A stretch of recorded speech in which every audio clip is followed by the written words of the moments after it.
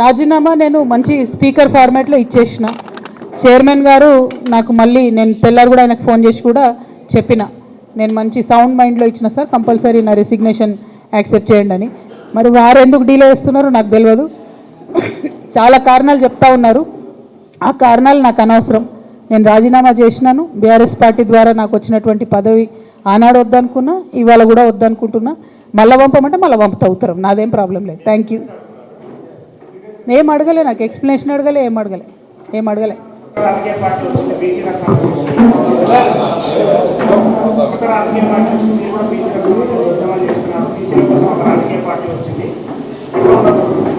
తప్పకుండా స్వాగతిస్తాం కదండి.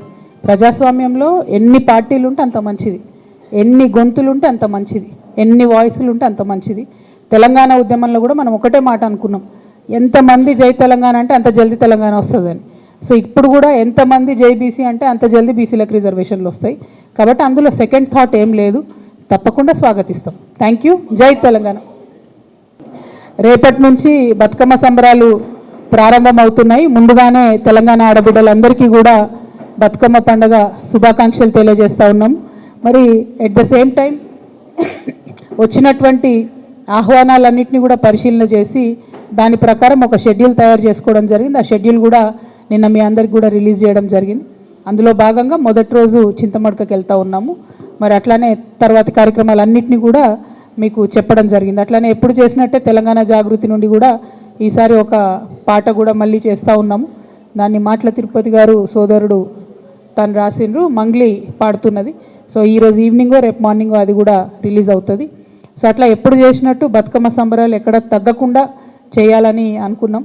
పోయినసారి మీకు తెలుసు, రాజకీయంగా క్లిష్ట పరిస్థితులలో పోయినసారి హాజరు కాలేనటువంటి పరిస్థితి ఉండే. ఈసారి అన్ని చోట్ల బతుకమ్మ చేసుకోగలగడం అన్నది చాలా సంతోషాన్ని ఇచ్చే విషయం.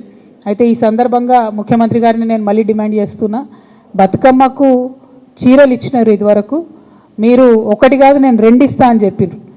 2 లేవు, 1 లేదు, ఎక్కడా లేదు. కాబట్టి బతుకమ్మకు మా ఆడబిడ్డలందరికీ చీరలు ఇవ్వాలని చెప్పి డిమాండ్ చేస్తూ ఉన్నాను. ఎట్ ద సేమ్ టైం దాన్ని ఆ చీరకు ఇంద్రమ్మ అని పేరు పెట్టకుండా బతుకమ్మ చీరను ఉంచితేనే బెటరు. ప్రతి సందర్భంలో తెలంగాణ యొక్క అస్తిత్వాన్ని తుడిచేసేటటువంటి కుట్ర జరుగుతున్నది మీ ప్రభుత్వంలో. అట్లా కాకుండా బతుకమ్మకు మీరు చీర ఇస్తే బతుకమ్మ చీర పేరుతోనే ఇవ్వండి, లేదా ఏదైనా తెలంగాణ ఆడబిడ్డ పేరుతో ఇవ్వండి, అంతేగాని ఇంద్రమ్మ పేరుతో మాత్రం ఇవ్వద్దు. ఇప్పటికే కుట్రపూరితంగా ఈ ప్రభుత్వం తెలంగాణ తల్లి దగ్గర నుండి బతుకమ్మను దూరం చేసింది. ఇప్పుడు తెలంగాణ ఆడబిడ్డల దగ్గర నుంచి బతుకమ్మ చీరను దూరం చేసింది. ఇటువంటి పరిస్థితి రాకుండా శ్రద్ధ పెట్టి ఆడబిడ్డల పట్ల గౌరవాన్ని, మన పండగలు మన సంస్కృతి పట్ల గౌరవాన్ని పెంపొందించే కార్యక్రమాలు ప్రభుత్వం చేయాలని చెప్పి నేను డిమాండ్ చేస్తాను.